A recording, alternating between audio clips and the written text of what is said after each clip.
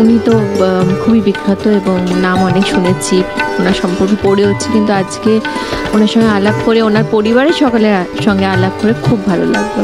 অনেক অনেক ধন্যবাদ জানাই ওনাদের সকলকে, আর ওনাদের খুব খুব ভালো। ওনার দর্শন পাওয়াটাও ইজ ডিফিকাল্ট, আর ওনার অনেক অনেক ডিসাইপল, অনেক শিষ্য শিষ্যা। সুতরাং আমি যে ওনার কাছে এত ইজিলি ওনার আশীর্বাদ পেলাম এবং ওনার কাছে আসতে পেরেছি, সেটা সত্যি ইটস মাই গুড।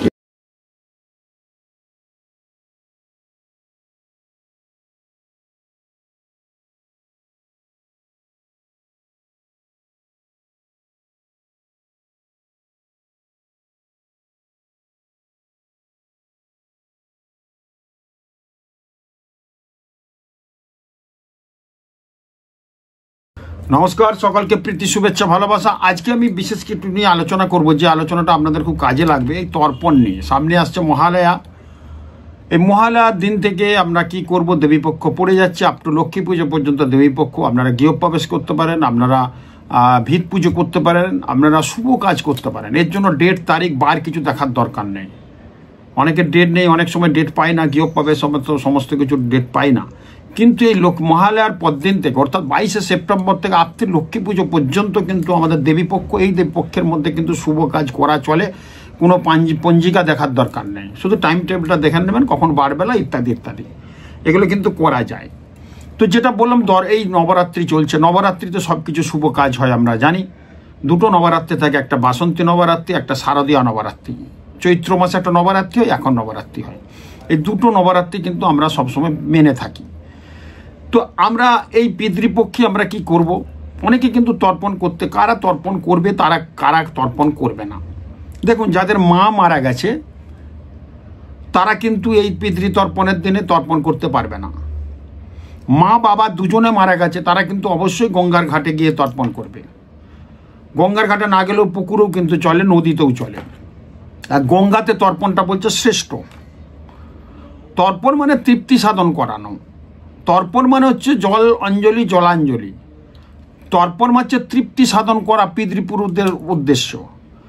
যাদের তাহলে মা মারা গেছে তারা তর্পণ করবে না, পিতা আছে, জীবিত আছে, তর্পণ চলবে না। যাদের পিতা মাতা দুজনেই কিন্তু মারা গেছে তারা কিন্তু তর্পণ করতে পারে এবং কর্তব্য করা দরকার। যাদের মা আছেন, পিতা মারা গেছে, তারা অবশ্যই কিন্তু পিতৃতর্পণ করবে। শুধু পিতৃতর্পণটাই না, পিতামাতার যদি কেউ মানে পিতামাতার আগে যেন দাদু দিদা ঠাকুমা যারা মারা গেছে তাদের উদ্দেশ্য তর্পণ কিন্তু করা চলে, এবং তাদের উদ্দেশ্য তর্পণ অবশ্যই কিন্তু করতে হবে। যেসব মেয়েরা, এখন তো ছিল নিয়ম বদলে গেছে, যেসব মেয়েরা মুখাগ্নি করেছে তারা কিন্তু তর্পণ করবে। কিন্তু যেসব মেয়েরা মুখাগ্নি করেছে তারপর বিয়ে হয়ে গেছে, স্বামীর ঘর করছে, অন্য গোত্রে চলে গেছে, তারা কিন্তু তর্পণ করতে পারবে না। সে পিতামাতাই মারা যাক, যা মেয়েদের এই তর্পণ করাটা কিন্তু নিষেধ। বর্তমান সময়ে কিন্তু অনেক ব্যাপার আছে। আগেকার দিনে মেয়ের বিয়ে হতো, মেয়েরা রজস্বলা হওয়ার আগে বিয়ে হয়ে যেত, এটা কিন্তু আমরা পাই। কিন্তু সেটা তো এখন সম্ভব না, এখন অন্যরকম যুগের পরিবর্তন হয়ে গেছে। যেসব মেয়েরা মুখাগ্নি করেছে তারপর বিয়ে হয়ে গেছে তারা তর্পণ করবে না, কেন স্বামীর ঘরে চলে গেছে মানে তার গোত্র চেঞ্জ হয়ে গেছে, তারা তর্পণ করার অধিকার নেই, তাদের করা যাবে না। যেসব মেয়েরা বিয়ে হয়ে গেছে, বিয়ের পর তার স্বামী, তার পিতা মারা গেছে, তর্পণ করতে পারে, এবং মুখাগ্নি যারা করেছে তাদের তর্পণটা কিন্তু করতেই হবে। পিতৃদোষ যাদের আছে, রবি শনি যাদের এক ঘরে আছে, রাহু রবি যাদের এক ঘরে আছে, রবি কেতু যাদের আছে, সেটাকে আমরা পিতৃদোষ বলে থাকি। আর কি পিতৃদোষ আছে, পিতার যদি সেবা কেউ না করে থাকে, সারা জীবন পিতাকে দূরে রেখেছে, বৃদ্ধাশ্রমে রেখেছে, সব কিছুতে রেখেছে, পিতার সেবা সেরকম যত্ন করেনি, তার কিন্তু পিতৃদোষ লেগে যায়। তারপর পিতা মারা গেছে, মারা যাওয়ার সময় সে সাধ্য শান্তি বিরাট করছে, অনেক লোকজনকে খাওয়াচ্ছে। পিতা বেঁচে আছে, খেতে পাচ্ছে না, কিন্তু বাইরে অনেক লোকজনকে খাওয়াচ্ছি, দান ধ্যান করছি, তাতে কোনো ফল কিন্তু হয় না। পিতার সেবা যত্ন করিনি আমরা কোনোদিন, অথচ আমরা বহাল তবিয়তে বউ ছেলে নিয়ে আছি। পিতা মারা যাবার পর কোনো রকম একটা সাধ্য শান্তি করেছি, তার কিন্তু জীবনে তর্পণও করিনি, পিতার আদ্যসাধ্য বাৎসরিক ক্রিয়া কিচ্ছু করিনি, এটা কিন্তু পিতৃদোষ হয়ে যায়।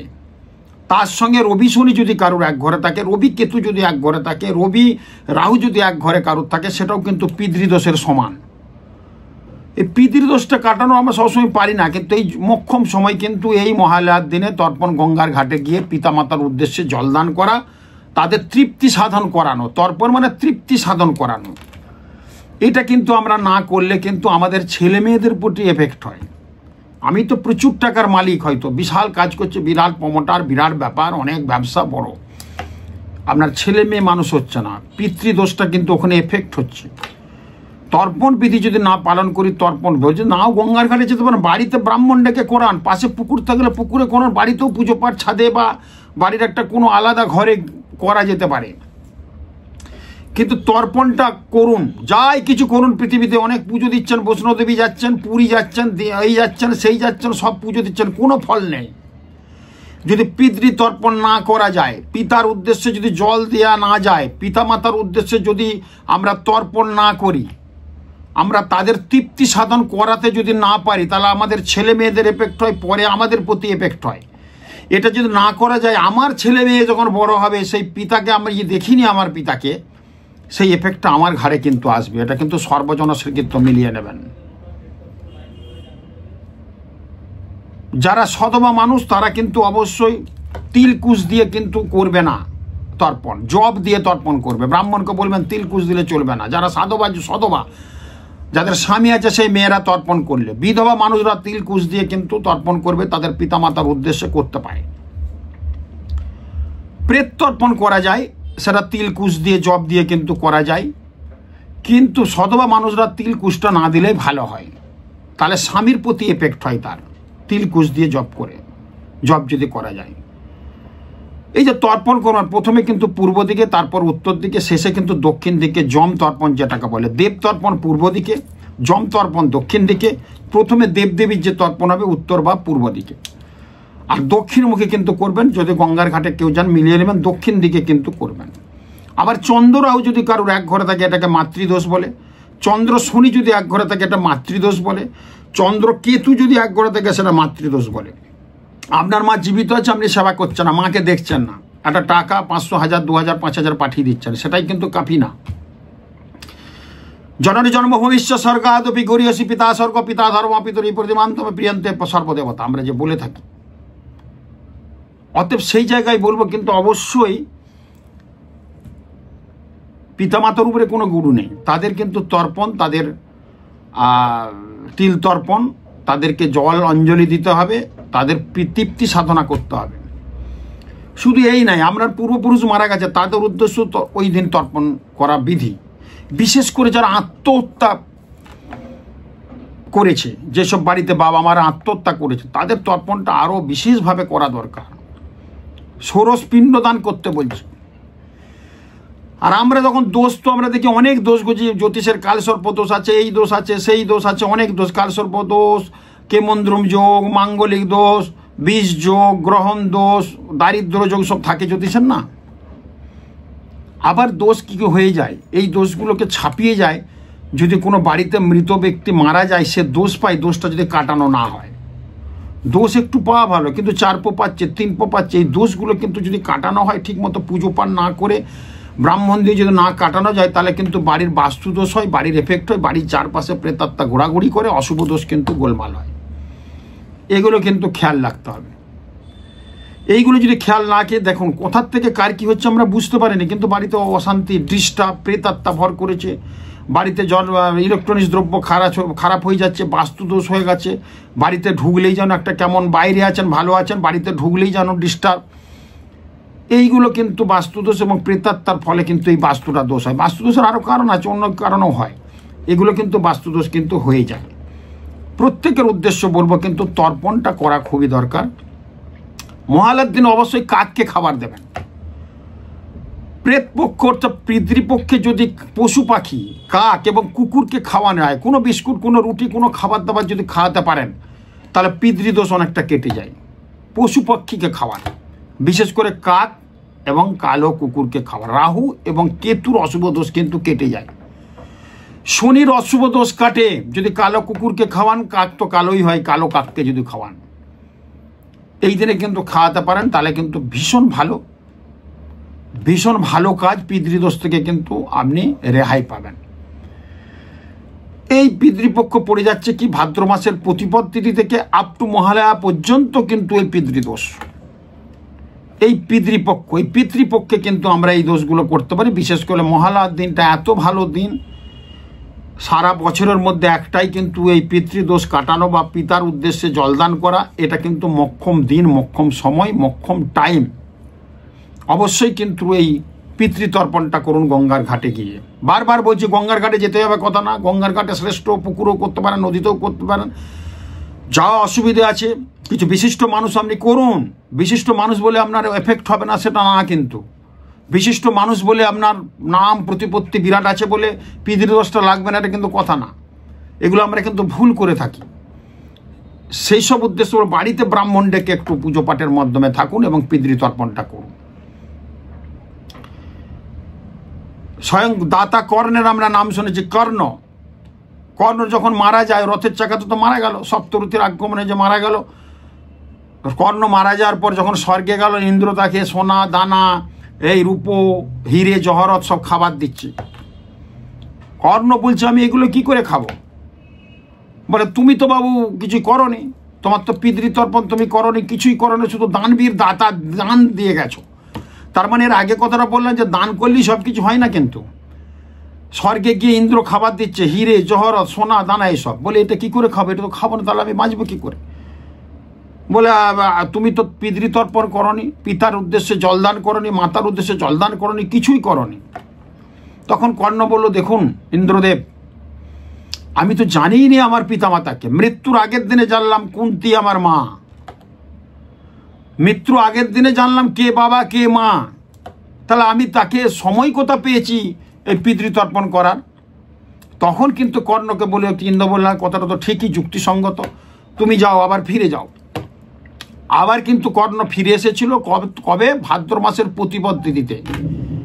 আপ টু মহালয়া পর্যন্ত এই 15 দিন পর্যন্ত কিন্তু তর্পণ করে গেছে, পিতৃতর্পণ করে গেছে, মাতৃতর্পণ করে গেছে। যেটুকু তর্পণের নিয়ম, জলাঞ্জলি দেয়া, জল অঞ্জলি দেয়া, তিল তর্পণ, জব তর্পণ, কুশ দিয়ে সমস্ত যা করার নিয়মকানুন করেছে, তারপরে গেছে স্বর্গে আবার, তখন কিন্তু খাবার দাবার পেয়েছে। তার মানে আমরা দান করলেই হলো না, আমরা কিছু দান ধ্যান করলেই হলো না, আসল কাজটা পিতামাতার উদ্দেশ্যে যেটা দরকার সেটা কিন্তু করা প্রয়োজন দরকার। আর একটা তর্পণ নিয়ম, তর্পণ করতে গিয়ে যদি বৃষ্টি পড়ে সেই তর্পণ কিন্তু ঠিক না। ওই জন্য যদি বৃষ্টি পড়তেই পারে ছাতা নিয়ে যাবেন সঙ্গে, ছাতার মধ্যে কিন্তু তর্পণটা করবেন।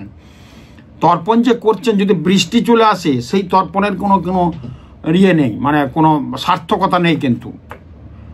তো এই সময় পিতামাতা যে মারা গেছে, দাদু দিদা বা পূর্বপুরুষরা মারা গেছে, এই সময় কিন্তু এই মহালয়ার পিতৃপক্ষে কিন্তু চলে আসে, মরতে আসে, চারদিকে ঘোরাফেরা করে কিছু একটু জল পাওয়ার জন্যে। কাদের উদ্দেশ্যে?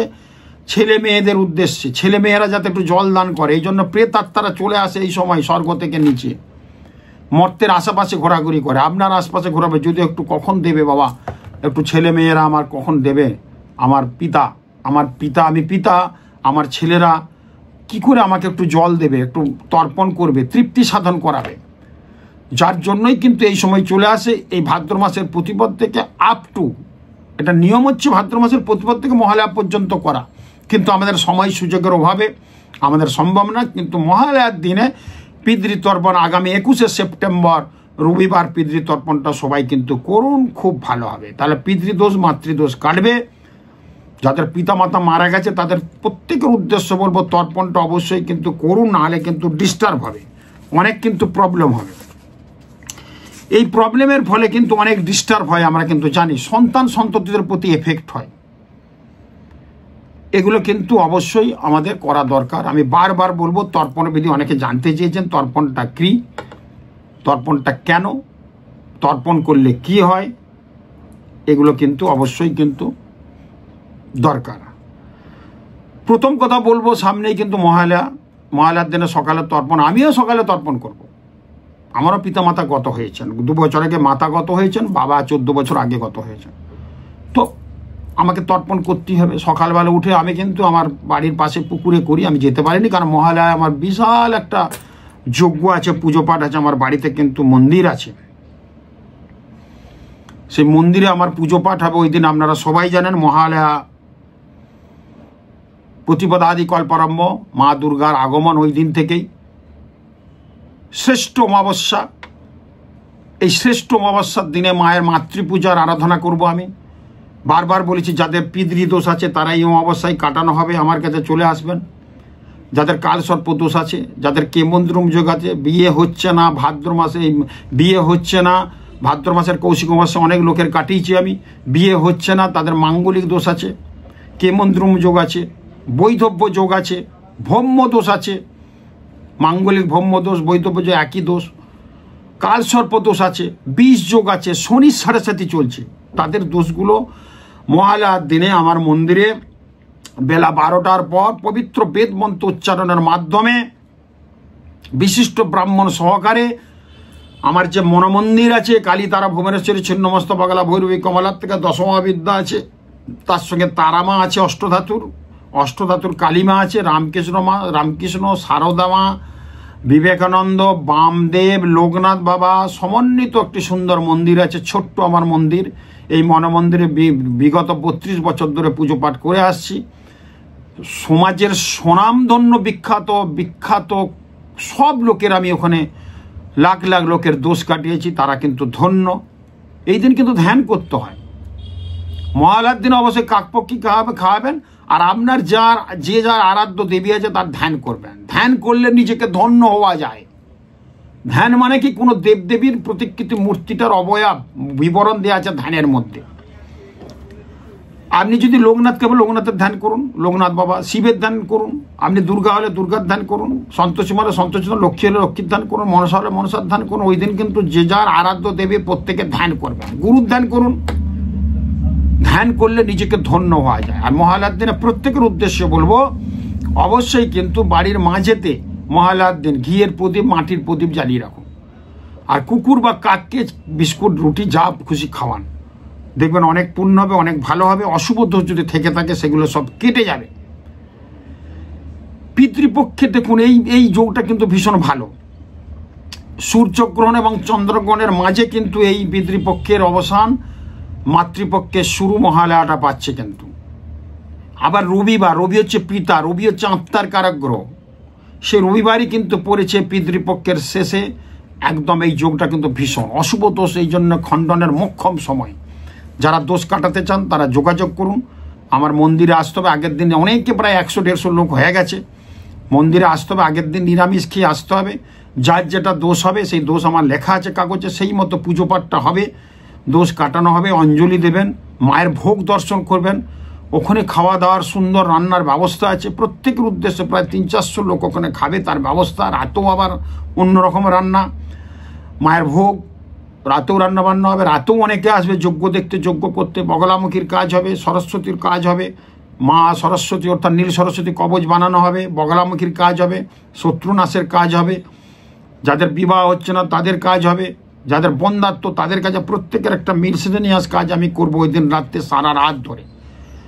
21 তারিখ অর্থাৎ 20 তারিখে অমাবস্যা পড়ে যাচ্ছে রাত্রে 11:54-তে। পরের দিন থাকছে 12:54 পর্যন্ত, অর্থাৎ মহালয়ার দিন 12:54 পর্যন্ত অমাবস্যাটা থাকছে। এই যুগে আমি কাজটা কিন্তু করব।